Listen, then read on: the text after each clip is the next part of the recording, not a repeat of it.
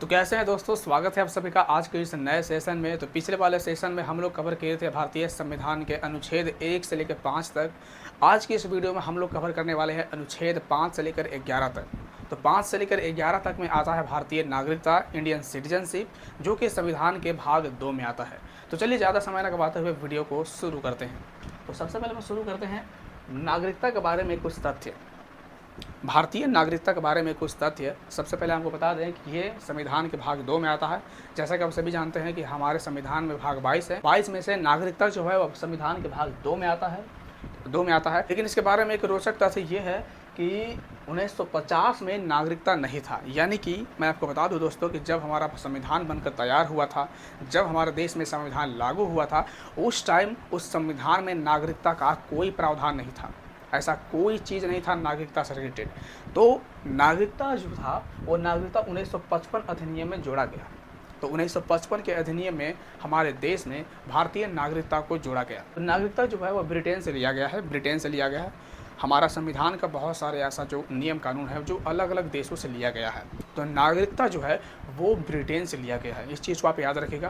भारतीय नागरिकता का जो प्रावधान है वो ब्रिटेन से लिया गया है। लेकिन ब्रिटेन में एक अलग तरह का नागरिकता है और हमारे भारत में एक अलग तरह का नागरिकता है। तो समझते हैं कि भारत में किस तरीके का नागरिकता है और ब्रिटेन में किस तरीके का नागरिकता है। तो सबसे पहले आप यहाँ देखिए कि भारत में एकल नागरिकता का प्रावधान है और ब्रिटेन में दोहरी नागरिकता का प्रावधान है। एकल नागरिकता यानी कि भारत में हम जिस देश में रहते हैं वहाँ का एक नागरिकता चलेगा। यानी कि भारत में बहुत सारे स्टेट हैं तो वहाँ का अलग से नागरिकता का ज़रूरत नहीं है। आप जिस देश में रहते हो उसी देश का केवल एक नागरिकता आपको चाहिए। तो ये है एकल नागरिकता का प्रावधान। और ब्रिटेन में क्या है कि दोहरी नागरिकता का प्रावधान है। ब्रिटेन में अगर कोई भी स्टेट है तो वहाँ के जिस स्टेट में जो लोग रह रहे हैं वहाँ का भी नागरिकता चाहिए और जिस देश में रह रहे हैं उस देश का भी नागरिकता चाहिए। तो ब्रिटेन में इस तरीके का प्रावधान है। ब्रिटेन में दोहरी नागरिकता का प्रावधान है। तो ये है हमारे भारत और ब्रिटेन के नागरिकता में फ़र्क। तो अब समझते हैं कि नागरिकता क्या है। नागरिकता एक तरह का अधिकार है जो सरकार के द्वारा नागरिकों को दिया जाता है, जैसा कि सरकारी गतिविधियों में भाग लेना, वोट डालना, या खुद आप वोट लड़ सकते हैं, इलेक्शन लड़ सकते हैं, या फिर सरकारी सुविधाओं का लाभ लेना, सरकारी कर्मचारी बनना, या फिर अच्छे पोस्ट पर पदस्थापित होना या नौकरी लेना। तो ये इस तरीके का अधिकार है जो भारतीय नागरिक को दिया जाता है। तो ये होता है एक नागरिक। चलिए अब शुरू करते हैं अनुच्छेद 5 से लेकर 11 तक सिटीजनशिप। तो अनुच्छेद 5 कहता है कि संविधान के प्रारंभ से नागरिकता यानी कि 26 जनवरी 1950 के बाद से जितने भी लोग नए नए हमारे देश में जन्म लेते गए उनको नागरिकता मिल जाएगा। यानी कि 26 जनवरी 1950 जब हमारा देश में संविधान लागू हुआ था उसके बाद से जितने भी लोगों का जन्म हुआ हमारे देश में तो उन सभी को भारतीय नागरिकता दिया जा सकता है अनुच्छेद 5 के अंतर्गत। अनुच्छेद 6 कहता है कि विभाजन के बाद पाकिस्तान से आए लोगों को नागरिकता यानी कि 19 जुलाई 1948 से पहले जो लोग पाकिस्तान से भारत आ गए थे उन्हें नागरिकता दिया जा सकता है अनुच्छेद 6 के अंतर्गत। विभाजन के बाद जो लोग पाकिस्तान चले गए थे लेकिन फिर से वापस आ गए 19 जुलाई 1948 से पहले तो उन्हें भारतीय नागरिकता दिया जा सकता है अनुच्छेद 6 के अंतर्गत। समझ गए। अनुच्छेद 7 कहता है कि पाकिस्तान जाने वालों को नागरिकता यानी कि विभाजन के बाद जो लोग पाकिस्तान चले गए थे लेकिन फिर से वापस भारत आ गए थे तो उनको नागरिकता देने का प्रावधान अनुच्छेद 7 में किया गया है। क्योंकि हमारे भारत में कहावत है कि सुबह का भूला अगर शाम को वापस आ जाए तो उसे भूला नहीं कहते। वही कहावत यहाँ पर फिट बैठता है कि विभाजन के बाद जो लोग भारत से पाकिस्तान चले गए थे लेकिन वहाँ माहौल देखकर वो वापस भारत आ गए कि नहीं वहाँ से हमको अच्छा यही लग रहा है तो उन्हें नागरिकता देने का प्रावधान अनुच्छेद 7 में किया गया है। तो अनुच्छेद 7 के अंतर्गत उन जैसे लोगों को नागरिकता देने का प्रावधान किया गया है जो विभाजन के बाद पाकिस्तान चले गए थे लेकिन किसी कारणवश वहाँ से फिर वापस भारत आ गए। अनुच्छेद 8 कहता है कि विदेश में रहने वाले भारतीय मूल के लोगों को नागरिकता यानी कि जो लोग विदेश में रह रहे हैं, जो दंपति जो माता पिता जो एक पेरेंट्स विदेश में रह रहे हैं, अगर उनका बच्चा पैदा होता है विदेश में तो उनके बच्चे को नागरिकता भारत में दिया जा सकता है अनुच्छेद 8 के अंतर्गत। अनुच्छेद 8 के अंतर्गत उनके बच्चे को भारत का नागरिकता मिल सकता है। अनुच्छेद 9 कहता है दोहरी नागरिकता निषेध यानी कि अगर कोई भारतीय विदेश में जाकर वहाँ का नागरिकता अपना लेता है तो उसका भारतीय नागरिकता हमेशा के लिए समाप्त कर दिया जाएगा। क्योंकि मैंने पहले ही बता दिया है कि हमारे देश में दोहरी नागरिकता का प्रावधान नहीं है, इसीलिए अनुच्छेद 9 कहता है कि दोहरी नागरिकता निषेध, यानी कि कोई भी भारतीय मूल के लोग विदेश में जाकर वहाँ का नागरिकता अगर अपना लेता है तो उसका जो भारतीय नागरिकता है वो पूरे तरीके से अपने आप खत्म हो जाता है, उसका कोई वैल्यू नहीं है। अनुच्छेद 10 कहता है नागरिकता जारी रखना, यानी कि नागरिकता को जारी रखना हमारे देश के सरकार के पास, सरकार के हाथों में है। जैसा कि मैं आपको बता दूं, सरकार चाहे तो हमारा भी नागरिकता खत्म कर देगा। वह कैसे? देखिए, जैसे कि अगर कोई विपत्ति स्थिति में अगर हमारा भारत और कोई देश के बीच युद्ध चल रहा है, अगर हम कोई दुश्मन देशों के फेवर में टिप्पणी कर देते हैं या फिर खुफिया जानकारी उनके साथ शेयर कर देते हैं तो उस स्थिति में भारत सरकार जो है वो हमारा नागरिकता हमेशा के लिए खत्म कर सकता है। तो ये है अनुच्छेद 10 कहता है कि नागरिकता का जारी रहना।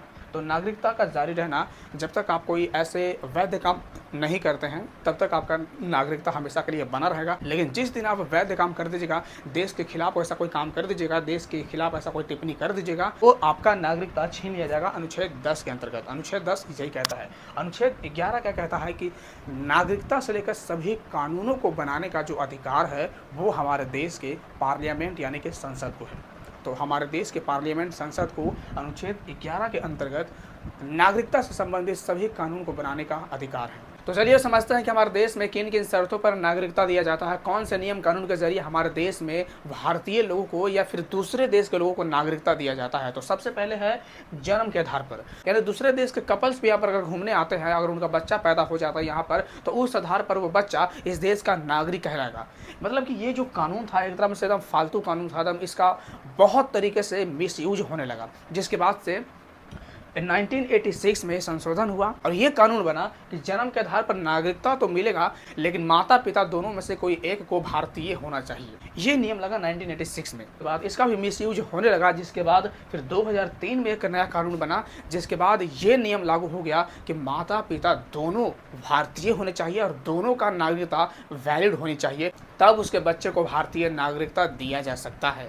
ये 2003 में लगा है। अब समझते हैं वंश के आधार पर। वंश के आधार पर सभी को, वंश के आधार पर जैसा कि हम सभी को मिला है, जैसा कि हम सभी को नागरिकता मिला है वंश के आधार पर। हमारे माता पिता यहाँ पर थे, हमारे माता पिता इस देश में जन्मे, उनको नागरिकता मिला, फिर उनके बच्चे हम हुए, फिर हमको नागरिकता मिला। इसी वजह से वंश के आधार पर हम लोगों को नागरिकता मिलता गया। लेकिन यहाँ पर एक अपवाद ये था कि वंश जो है, वंश केवल पिता को मानकर चलता था, कि अगर पिता को ही वंश मानकर चलता था। अगर कोई यहाँ का लेडीज़ कोई विदेशी आदमी से शादी कर लेता है, अगर उसका बच्चा पैदा होता है तो उसका बच्चा जो है वो भारतीय नागरिक नहीं कहलाएगा, क्योंकि उसका जो पिता है वो बाहरी देश का है, वो यहाँ का नागरिक नहीं है, तो वो इस देश का वंश नहीं माना जाएगा। इसीलिए उसका बच्चा इस देश का नागरिक नहीं बन सकता है। जैसा कि सानिया मिर्जा और शोएब मलिक के साथ हुआ था। क्या हुआ था कि सानिया मिर्जा जो थी वो इस देश की नागरिक थी और उसका जो पति है वो पाकिस्तान का नागरिक था, और दोनों का शादी हुआ, दोनों का बच्चा जब हुआ तो वो बच्चा इस देश का नागरिक नहीं बन सकता, क्योंकि उसका पिता जो है वो पाकिस्तान का है। और हमारे देश में वंशानुगत पिता को वंश मानकर चलता है, तब उसके बच्चे को नागरिकता मिलता है। इस वजह से उसके बच्चे को नागरिकता नहीं मिला। फिर जिसके बाद बहुत सारे आंदोलन हुए, महिलाओं ने बहुत सारे प्रदर्शन किए इसके खिलाफ कि नहीं, माता पिता दोनों को वंश को मानकर चलना चाहिए। तब जाकर 1992 में माता पिता दोनों को वंश मानकर बच्चे को नागरिकता देना शुरू कर दिया। तो अब ये हुआ कि सानिया मिर्जा और उसके पति का जो बच्चा है उसको भारतीय नागरिकता मिल जाएगा। तो अब ये हुआ है। और तीसरा विधि है पंजीकरण के आधार पर। आप पंजीकरण के आधार पर नागरिकता ले सकते हैं। अगर आप किसी दूसरे देश से हैं तो आप यहाँ पर पंजीकरण के आधार पर भी नागरिकता ले सकते हैं। लेकिन उसका नियम कानून है वो ये है कि आपको सबसे पहले 7 साल तक इस देश में रहना पड़ेगा, यहाँ की भाषाओं को सीखना पड़ेगा, यहाँ के तौर तरीकों को सीखना पड़ेगा, जिसके बाद आपको वेरीफाई किया जाएगा कि आप सही में यहाँ के माहौल में ढल गए हैं कि नहीं। इसके बाद चेक करके आपको फिर नागरिकता दिया जाएगा। वो है पंजीकरण के आधार पर।